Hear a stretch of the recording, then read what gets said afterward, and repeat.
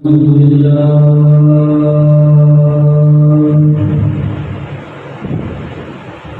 لله نحمده ونستعينه ونستغفره ونؤمن به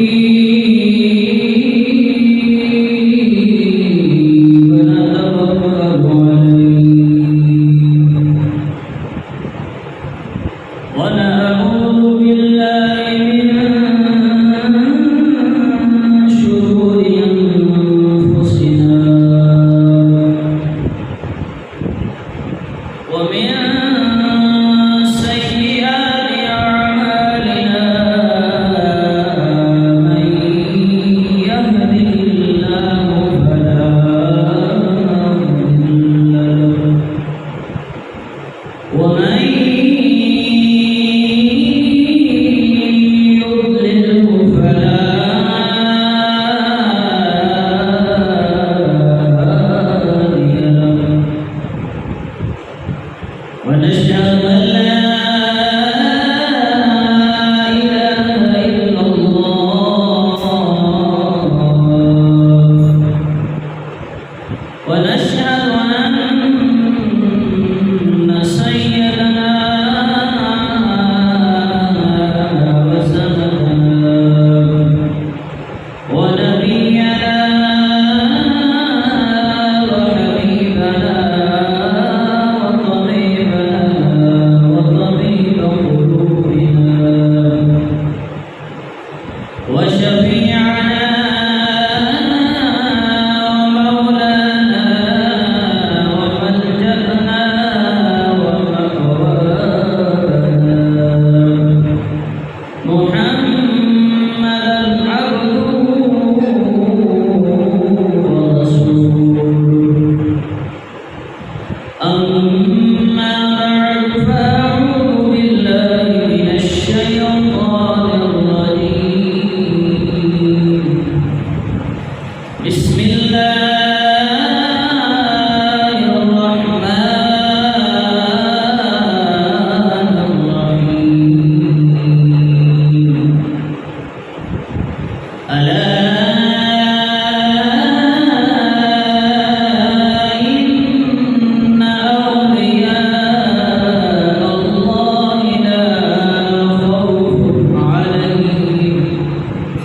لا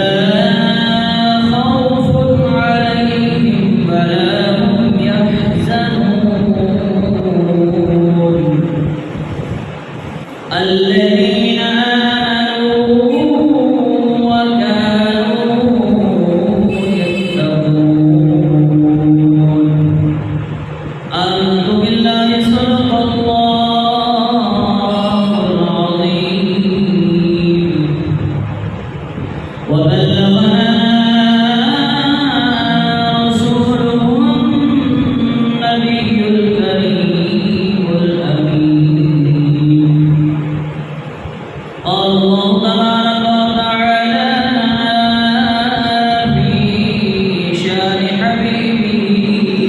مخبرا وآمرا إن الله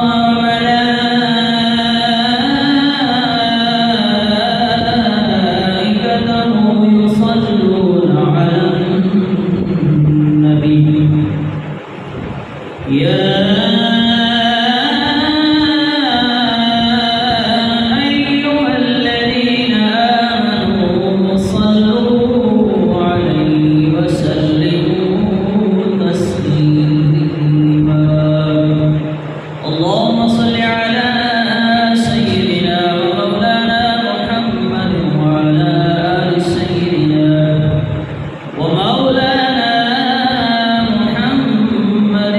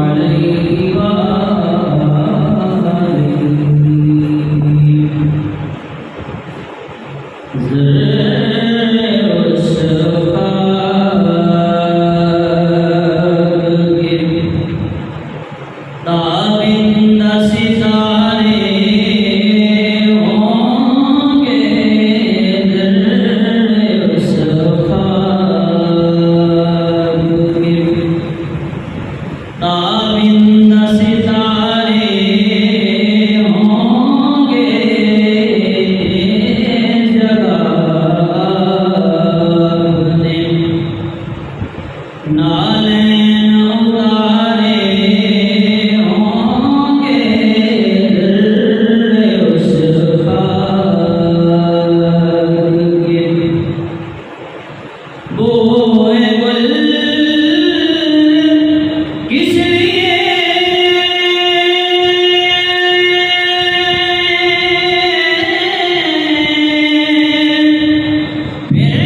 پھرتی ہے چھپائے چہرہ بوئے گل کس لیے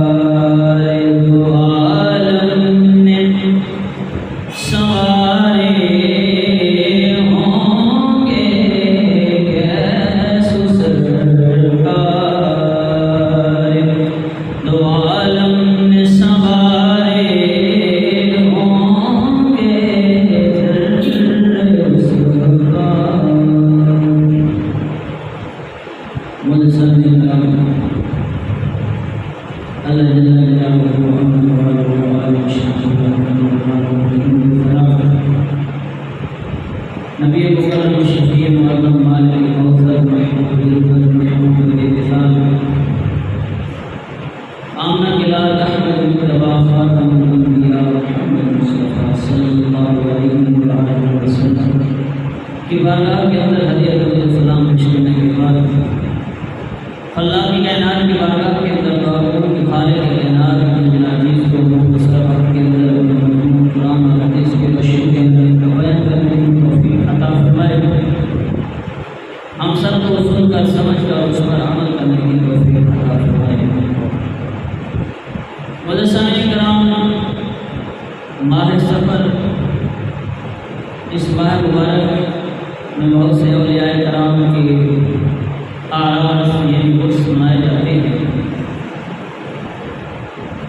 اس ماہ مبارک کے حوالے سے لوگوں کے اندر ایک غلط خیال بھی پایا جاتا ہے کہ شاید سفر کا مہینہ منحوس ہے، اس میں شادی نہیں کرنی چاہیے، سفر نہیں کرنا چاہیے، ایسی کئی باتیں ہیں جو اس مہینے سے منسوب ہے، یعنی اس مہینے کے حوالے سے مشہور ہے۔ حالانکہ یہ ساری باتیں غلط ہیں، کوئی بھی مہینہ منحوس نہیں ہوتا۔ یہ مہینہ بھی جیسے اور مہینے اللہ کے ہیں، ایسے یہ مہینہ بھی اللہ کا ہے۔ اس میں نہ تو شادی کرنا غلط ہے، نہ اس میں سفر کرنا غلط ہے، نہ یہ عقیدہ رکھنا درست ہے کہ اگر کوئی اس مہینے کے اندر شادی کرے گا تو شادی کامیاب نہیں ہوگی۔ یہ عقیدہ مسلمان کے لیے جائز نہیں ہے۔ اور اسی طرح یہ عقیدہ رکھنا کہ اس میں کوئی سفر کرے گا تو نقصان پہنچے گا، کاروبار کرے گا تو نقصان پہنچے گا، یہ سارے عقیدے، یہ ساری باتیں دین اسلام میں کوئی اجازت نہیں ہے۔ نفع اور نقصان کا مالک صرف اللہ کی ذات ہے۔ جب انسان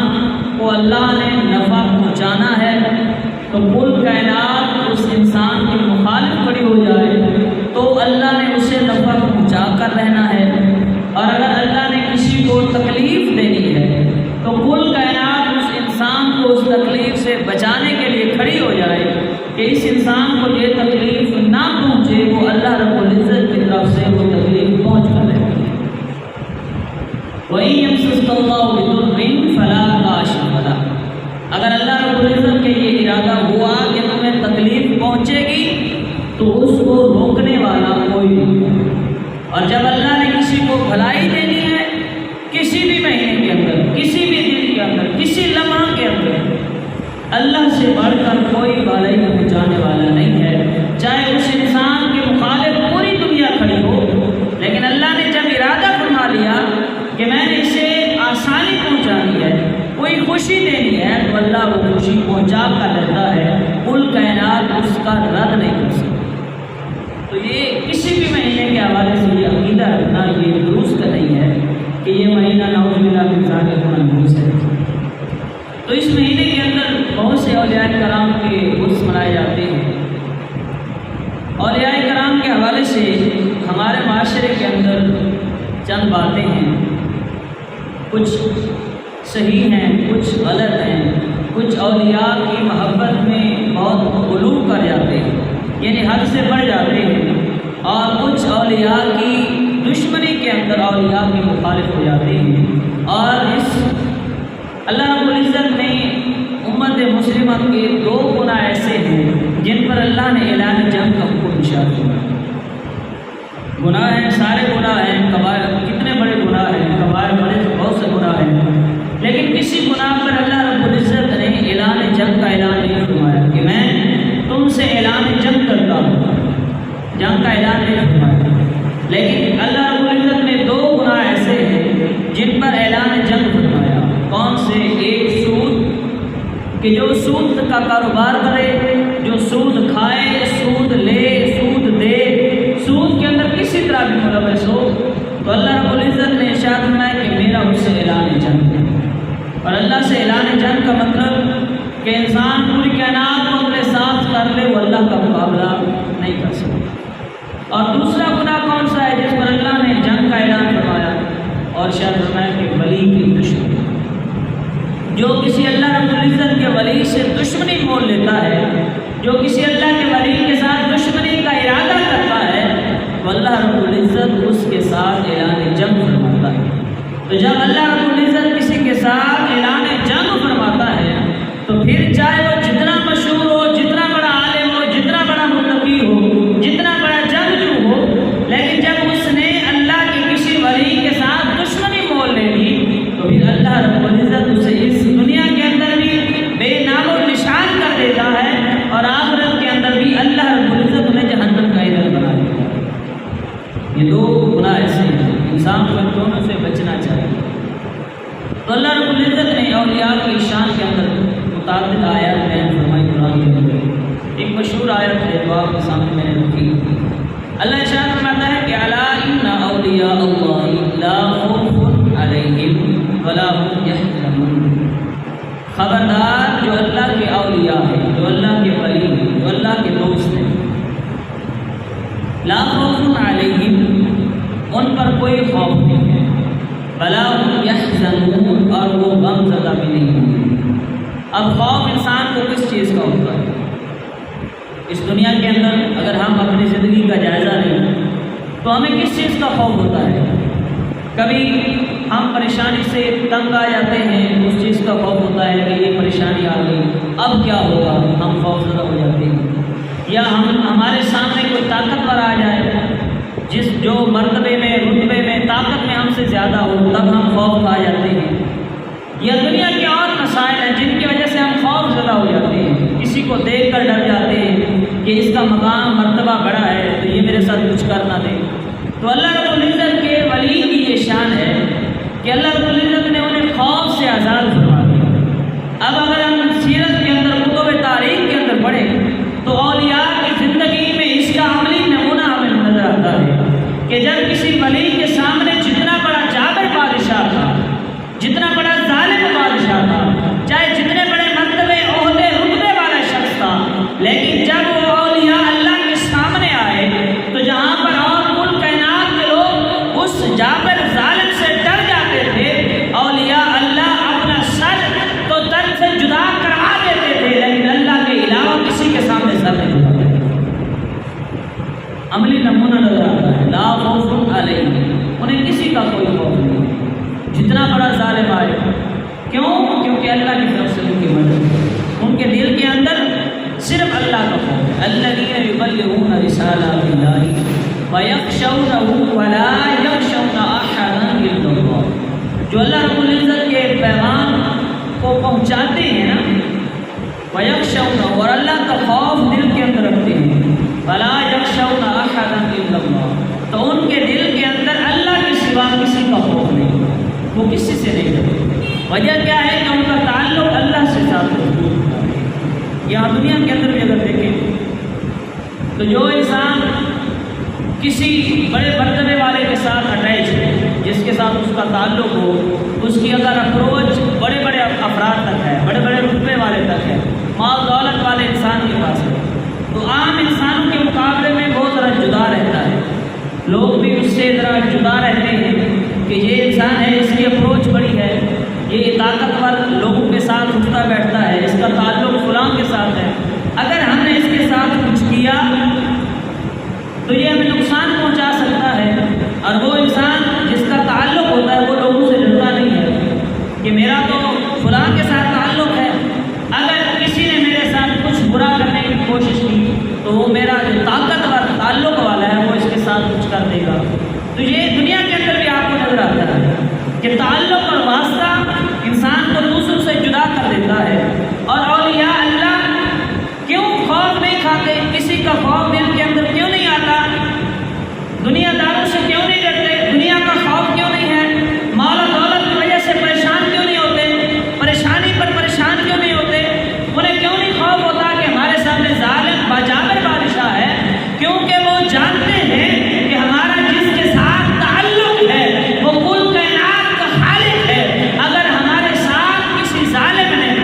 کرنے کی کوشش کی تو ہمارا بدلہ خود ہوا ہے۔ ان کا تعلق اللہ کے ساتھ ہے۔ انسان کا جتنا بڑا تعلق ہوتا ہے وہ اتنا بے خوف ہو جاتا ہے۔ تو ارشاد ہے کہ ان کا کوئی خوف نہیں ہے، وہ دنیا کے اندر کوئی خوف نہیں کرتا، وہ صرف اللہ کے ساتھ تعلق جوڑ کے رکھتے ہیں۔ یدعون ربهم بالغداۃ والعشی، وہ صبح ہو یا شام ہو وہ اللہ رب العزت کو یاد کرتے ہیں۔ اور ارشاد ہے کہ ولا یحزنون، اور انہیں کوئی غم بھی نہیں ہوتا۔ غم کس چیز کا ہوتا ہے؟ جو چیز انسان سے کھو جائے۔ خوف ہوتا ہے مستقبل کا کہ مستقبل میں میرے ساتھ کچھ ہو نہ جائے، یہ کام نہ ہو جائے، یہ کام نہ ہو جائے۔ اس چیز کا خوف ہوتا ہے کہ میرا کل کیا ہوگا، کل کا گزارا کیسے ہوگا، میں نے کل کیسے گزارنی ہے، فلاں افسر نے آنا ہے کیسے ہوگا، یہ سارے معاملات مستقبل کے۔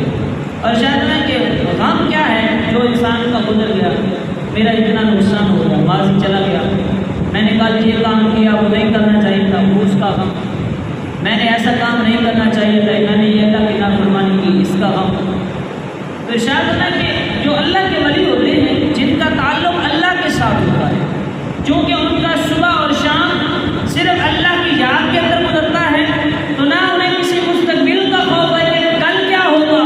اور نہ انہیں اللہ رب العزت نے ان کے دل کے اندر یہ غم رکھا کہ قیامت کا جب دن ہوگا تو ہر انسان پریشان ہوگا، اللہ کی بارگاہ کے اندر التجا کرے گا کہ اے مولا مجھے وقت دے دے، میں دنیا کے اندر جا کر تیری عبادت کروں، میں تیری ریاضت کروں تاکہ میرا تیرے ساتھ تعلق بن جائے۔ لیکن چونکہ اللہ کا ولی ساری زندگی عبادت کے اندر گزارتا ہے، تو قیامت کے دن جہاں اور لوگ پریشان ہوں گے، اللہ رب العزت قرآن کے اندر ارشاد فرماتا ہے کہ جو دنیا کے اندر اللہ کی عبادت کے اندر زندگی گزارتے ہیں، اللہ قیامت کے دن ان کے چہروں کو روشن کر دے گا، سورج اور چاند کی طرح ان کے چہرے روشن ہوں گے۔ اس کی وجہ کیا ہے؟ اللہ نے ان کے ساتھ وعدہ کیا ہے کہ انہیں کوئی خوف نہیں ہے، کوئی غم نہیں ہے، عبادت کے اندر زندگی گزارے ہیں نا، تو پھر انہیں کس چیز کا خوف ہے؟ وہ قیامت کے دن بھی اللہ رب العزت انہیں خوف سے محفوظ رکھے گا، غم سے محفوظ رکھے گا، وہ کوئی حشاش بشاش ہوگی۔ جہاں پر اور لوگوں کے لیے وہ قیامت کا دن 50,000 سال کا ہوگا، وہاں پر جو اولیاء اللہ ہوں گے، جو نیک لوگ ہوں گے، ان کے لیے ایک لمحہ کے برابر ہو جائے گا۔ دیکھیے نا کتنا ایک شخص پر 50,000 سال گزرے اور وہ اپنے حساب و کتاب پر پہنچے، وہ کتنا پریشان ہوگا۔ اپنے جسم جہاں جتنا اس کے گناہ ہوں گے، اس جسم کے حصے تک وہ پسینے کے اندر شرابور ہوگا۔ لیکن اولیاء اللہ کی شان اور مقام اور مرتبہ دیکھیے کہ اللہ رب العزت نے ارشاد فرمایا کہ یہاں پر بھی انہیں کوئی خوف نہیں ہے۔ اللہ رب العزت نے یہاں پر بھی انہیں ہر قسم کے خوف سے آزاد فرما دیا، اور جب قیامت کا دن آئے گا تب بھی اللہ رب العزت نے ہر قسم کے غم سے آزاد فرما دیا۔ ایک لمحہ کے اندر 50,000 سال گزر جائے گا۔ اللہ رب العزت کی بارگاہ کے اندر مقام اور مرتبہ کیوں ملا؟ الذین اگلے آتے ہیں شخص میں الذین آمنوا وکانوا یتقون، یہ جو سارا فضائل اور مناقب جو اللہ نے انہیں عطا کی، وجہ کیا بنی؟ پہلی شرط آمنوا، کہ وہ ایمان والے ہیں، وکانوا یتقون، اور تقویٰ رکھتے ہیں، جو میں نے پہلے بیان کر دیا کہ وہ اللہ رب العزت کا خوف دل کے اندر رکھتے ہیں۔ یتقون تقویٰ، ہر اس چیز سے اپنے آپ کو بچا لینا۔ تقویٰ کیا ہے؟ اپنے آپ کو ہر اس چیز سے بچا لینا جو اللہ رب العزت نے منع فرمایا، یہ تقویٰ ہے۔ تو جب انسان اس سٹیج پر پہنچ جاتا ہے نا، جب اس منزل پر پہنچ جاتا ہے کہ وہ اپنے آپ کو ہر اس چیز سے بچا لیتا ہے جو اللہ رب العزت نے منع فرما دی، جس گناہ سے اللہ نے انسان کو منع فرمایا، انسان اپنے آپ کو ان گناہوں سے جب روکنا شروع کر دیتا ہے تو پھر اللہ رب العزت اسے اپنا قرب عطا کر دیتا ہے، پھر اللہ رب العزت اسے اس جہان اور آخرت دونوں میں غم سے دار فرما دیتا ہے۔ اور دوسرے مقام پر حدیث کے اندر ملتا ہے، صحیح حدیث کے اندر کہ میرے حبیب علیہ السلام نے ارشاد فرمایا کہ جب بندہ نوافل کے ذریعے اللہ کا قرب حاصل کرتا ہے، فرائض اس نے ادا کرنے ہیں، نوافل کے ذریعے وہ انسان اللہ کا قرب حاصل کرتا ہے، انسان اللہ کے قریب ہوتا جاتا ہے۔ جب انسان اللہ کے قریب ہونا شروع ہو جاتا ہے تو پھر اللہ رب العزت اسے کیا مقام اور مرتبہ کیا عطا کرتا ہے؟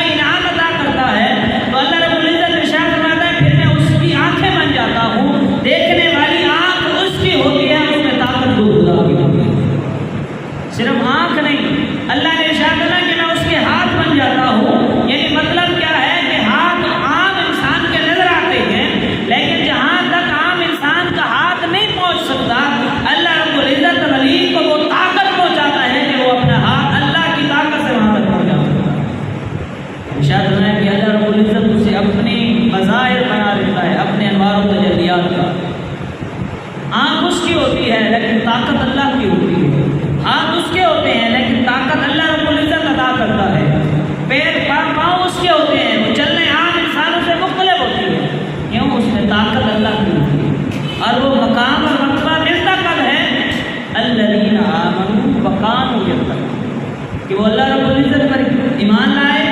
اور پھر انہوں نے تقوی اختیار کیا۔ دوسرے مقام پر اللہ رب العزت نے قرآن مجید فرقان حمید کے اندر ارشاد فرمایا قل ان کنتم تحبون اللہ فاتبعونی یحببکم اللہ۔ یاد آپ نے بارہ سنی ہے کہ اللہ ارشاد فرماتے کہ اے محبوب صلی اللہ علیہ وآلہ وسلم فرما دیجیے، ولی کو اللہ سے محبت ہوتی ہے نا، جیسے ابھی میں نے بیان کیا کہ ولی اللہ کا دوست بن جاتا ہے، محبوب بن جاتا ہے، لیکن اللہ رب العزت کسی کو محبوب کب بناتا ہے؟ آپ معاشرے کے اندر دیکھیں نا، آپ کو ہر گلی کے اندر ایک کلندر نظر آئے گا جس کو نہ شریعت کا پتہ، نہ طریقت کا پتہ، نہ علم، نہ کچھ پتہ نہیں، اپنے آپ کو اس نے پیر بنایا ہوا ہے۔ بہت سے معاشرے کے اندر آپ کو نظر آئیں گے، کسی نے کپڑے نہیں پہنے ہوئے، کسی نے بالوں کو اس حالت کے اندر رکھو کہ ایک سال ہو گیا اس نے بال نہیں دھوئے، ان کے بال آپس میں چپکے ہوئے ہیں، جنہیں غسل کا طریقہ نہیں ہے وہ بھی پیر بنے بیٹھے ہیں۔ اور ہماری عوام بھی ایسی ہے، جو بھی نئی چیز دیکھتے ہیں نا اس کے پیچھے چل پڑتے ہیں۔ حالانکہ شریعت کیا کہتی ہے کہ شریعت میں اللہ رب العزت کا محبوب کون ہوتا ہے؟ شریعت یہ قرآن ہے، میں اپنی طرف سے نہیں کہہ رہا کہ اللہ کسی کو اپنا محبوب کب بناتا ہے۔ ارشاد میں کہ اے محبوب فرما دیجیے قل ان کنتم تحبون اللہ، اگر تم اللہ سے محبت کے دعوے دار ہو، اگر تم یہ کہہ رہے ہو کہ ہم اللہ سے محبت کرتے ہیں، ہم اللہ والے ہیں، یہ جملہ آپ کو نظر آئے گا معاشرے کے اندر بے تحاشا ملے گا کہ ہم اللہ والے ہیں، تو اللہ ارشاد فرماتا ہے کہ اگر تم اللہ والے ہو اور یہ دعویٰ کر رہے ہو کہ تم اللہ والے ہو تو تم پر ایک شرط ہے، جب تم اس شرط کو پورا کرو گے تو تم اللہ والے کہلاؤ گے۔ وہ شرط کیا ہے؟ فاتبعونی، مصطفیٰ کی شریعت کی پیروی۔ ایک ہی شرط اللہ نے بیان فرمائی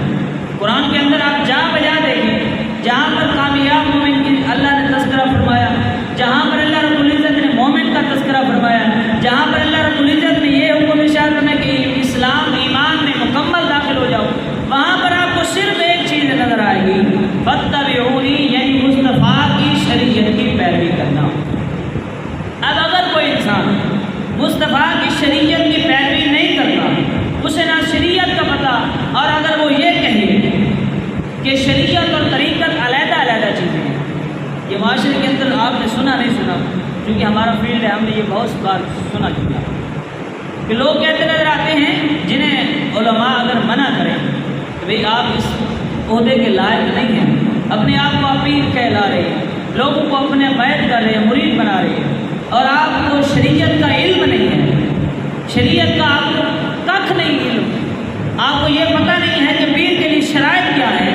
اگر کوئی مرید ہو جائے تو اس کی تربیت کیسے کرنی ہے، آپ کو یہ علم ہی نہیں ہے، تو آپ اپنے آپ کو پیر کہلوا رہے ہیں۔ کہتے ہیں شریعت اور طریقت الگ الگ چیز ہے۔ بھئی طریقت شریعت کے تابع ہے، طریقت تب ہی قابل قبول ہوگی جب وہ شریعت کے تابع ہوگی۔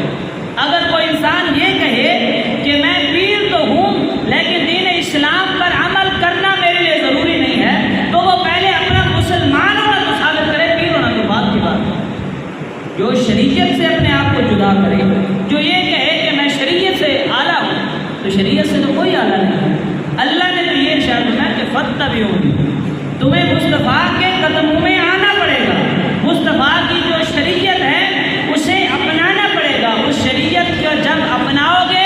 تو یحببکم اللہ، تو پھر تمہیں دعویٰ کرنے کی ضرورت نہیں پڑے گی کہ ہم اللہ والے ہیں۔ جو اللہ والا بن جاتا ہے، جو اللہ رب العزت کے مصطفیٰ کی شریعت کی پیروی کرتا ہے، پھر اللہ رب العزت زمین اور آسمان کے فرشتوں اور کل کائنات کے انسانوں کے دل کے اندر یہ محبت ڈال دیتا ہے کہ یہ اللہ والا ہے، تو اس کے قدموں میں حاضر ہو جاؤ۔ جب انسان اللہ کے شریعت کے مطابق چلتا ہے، یہ میں اپنی طرف سے نہیں کہہ رہا کہ اللہ محبت ڈال دیتا ہے، یہ صحیح حدیث کے اندر موجود ہے کہ جب اللہ رب العزت کسی سے محبت کرتا ہے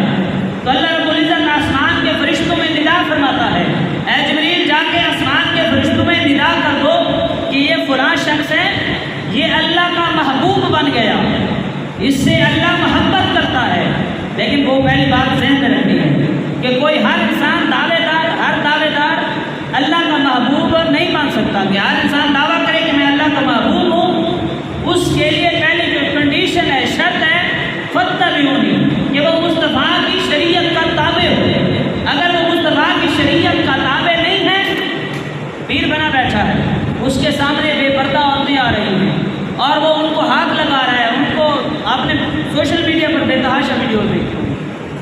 جسم کے اوپر کپڑا نہیں ہے، عورت آ رہی ہے بے حائل اس کو چھو رہا ہے، اس کو بیعت کر رہا ہے، طرح طرح کی اس کی خرافات ہیں، تو یہ پیر نہیں ہے، یہ تو دین کا دشمن ہے۔ اللہ رب العزت نے ارشاد فرمایا کہ اللہ والا کون ہے؟ فاتبعونی، جو مصطفیٰ کی شریعت کا تابع دار ہوگا تو پھر اسے ایسا انسان کو پھر جب ایسے لنگر لگانے کی ضرورت نہیں پڑتی کہ وہ اپنا ایک آستانہ بنا کر بیٹھ جائے اور ایڈورٹائزمنٹ کرے، اشتہار بازی کرے کہ لوگ آئیں میرے پاس۔ نہیں نہیں، جب انسان اللہ کا محبوب بن جاتا ہے تو اللہ آسمان کے فرشتوں کی ڈیوٹی لگاتا ہے کہ میں اس سے محبت کرتا ہوں، اے آسمان کے سارے فرشتے تم بھی اس سے محبت کرو۔ اے اللہ رب العزت فرشتے کو حکم دیتا ہے کہ اے جبریل جاؤ زمین پر، یہ فلاں شخص ہے، اس سے میں محبت کرتا ہوں، کل کائنات کے انسانوں میں اس کی محبت ڈال دو۔ پھر انسان کو ایڈورٹائز اشتہار بازی کی ضرورت نہیں پڑتی، اللہ رب العزت کی طرف سے کل کائنات چل کر ان کے قلب میں حاضر ہو جاتا ہے۔ اب دیکھیے نا داتا صاحب، دیکھیے بابا بلے شاہ، دیکھیے غوث اعظم کو دیکھیے، شیخ عبد القادر جیلانی کو دیکھیے۔ ہم نے دیکھا، ہماری ان سے ملاقات ہوئی نہیں ہوئی، لیکن ہم ان سے محبت کرتے ہیں۔ کیوں؟ کیونکہ وہ اللہ کے محبوب تھے،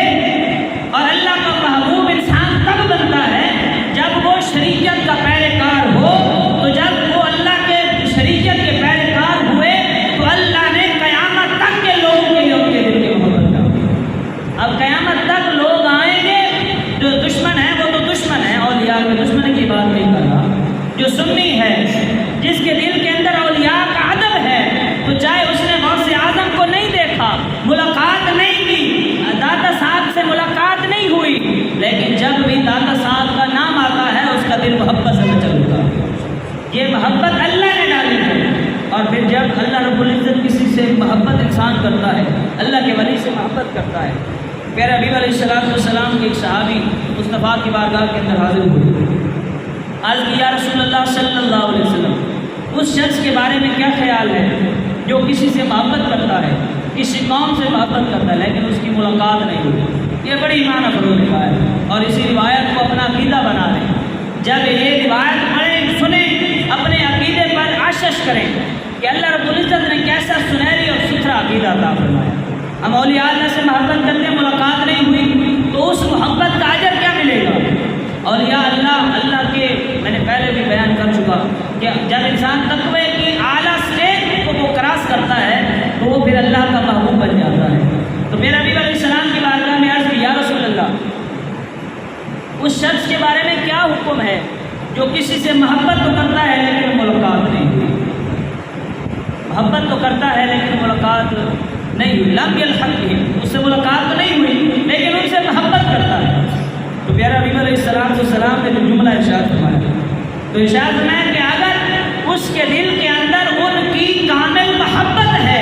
اگر چاہے ان سے ملاقات نہیں ہوئی، قیامت کے دن ان کے مراتب اور ہوں گے، لیکن اس کا کام محبت خالص ہے، اللہ رب العزت قیامت کے دن ان کا فروز عطا فرمائے گا۔ صرف محبت کرتا ہے، ان جیسے عمل بھی نہیں کیے، ان سے ملاقات بھی نہیں کی، لیکن پیارے نبی علیہ السلام نے ارشاد فرمایا المرء مع من احب، تو انسان قیامت کے دن اسی کے ساتھ ہوگا جس سے محبت کرتا ہے۔ آپ دیکھیے، ہم اولیاء اللہ سے محبت کرتے ہیں، مصطفیٰ کے صحابہ سے محبت کرتے ہیں، مصطفیٰ کے اہل بیت سے محبت کرتے ہیں، مصطفیٰ کی ذات سے محبت کرتے ہیں، چاہے قیامت کے دن ان کے مراتب بلند ہوں گے، لیکن اس محبت کا اللہ صلہ یہ عطا فرمائے گا کہ اللہ رب العزت اپنی رحمت سے ہمارے گناہوں پر پردہ ڈال کے ہمیں اولیاء کا فروز عطا فرمائے گا۔ نبی علیہ السلام کی ایک اور روایت ہے، ایک صحابی ہے، وہ روتے ہیں، بڑا روتے ہیں، تو یہ خبر مصطفیٰ کریم صلی اللہ علیہ وسلم تک پہنچی کہ وہ شخص، وہ صحابی ہیں، بڑا روتے ہیں۔ تو پھر نبی علیہ السلام نے انہیں بلایا، تو وہ صحابی مصطفیٰ کی بارگاہ کے اندر حاضر ہوئے۔ تو پھر نبی علیہ السلام نے سوال کیا کہ کیا وجہ ہے، کیوں روتے ہیں؟ گھر کے اندر سارا دن روتے ہیں۔ عرض کی یا رسول اللہ صلی اللہ علیہ وسلم، یہاں پر جب مجھے آپ کی زیارت کا شوق ہوتا ہے، دل کے اندر جستجو پیدا ہوتی ہے، کوئی پریشانی ہوتی ہے، آپ کی بارگاہ کے اندر حاضر ہو جاتا ہے، آپ کا وقت و حال کے مکھڑے کی پریشانی سے آزاد فرما دیتا ہے۔ مصطفیٰ کے چہرے کا حسن اتنا تھا کہ صحابہ رضوان اللہ علیہ اجمعین جب مصطفیٰ کے چہرے کو تکتے تو ہر قسم کی تکلیف سے اپنے آپ کو آزاد کر دیتے۔ تو عرض کی یا رسول اللہ یہاں پر تو یہ معاملہ ہے، جب بھی آپ کی زیارت کا جستجو ہوتی ہے، طلب ہوتی ہے، آپ کی بارگاہ کے اندر حاضر ہو جاتا ہوں، لیکن سوچتا ہوں کہ قیامت کے دن آپ امام الانبیاء ہیں، کل کائنات آپ کے صدقے سے جنت میں جائے گی، مصطفیٰ کریم صلی اللہ علیہ وسلم آپ کی جنت کا دروازہ کھولیں گے،